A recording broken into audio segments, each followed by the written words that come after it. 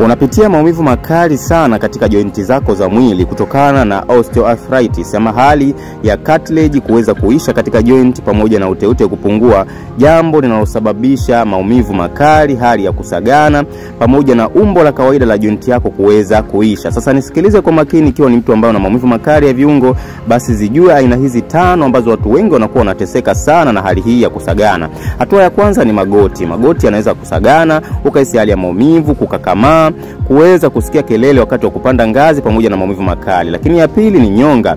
Nyonga yako inaweza ikawa inakakamaa pia, unasikia maumivu makali ya makalio, unasikia maumivu makali ya kiuno, hiyo ni ishara. Lakini nyingine ni mgongo. Pingili zako zinaanza kusagana, zinapata uchakavu, lakini inapelekea pia matatizo ya mfumo wa fahamu, diski za mgongo na kadhalika.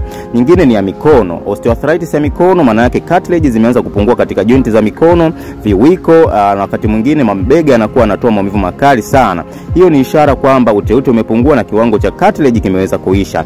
Hakikisha unanifollow, lakini pia kuwa attention, kwa sababu namna ifuatayo nitakwenda kukuelewesha namna gani unaweza kuzuia hayo maumivu bila upasuaji.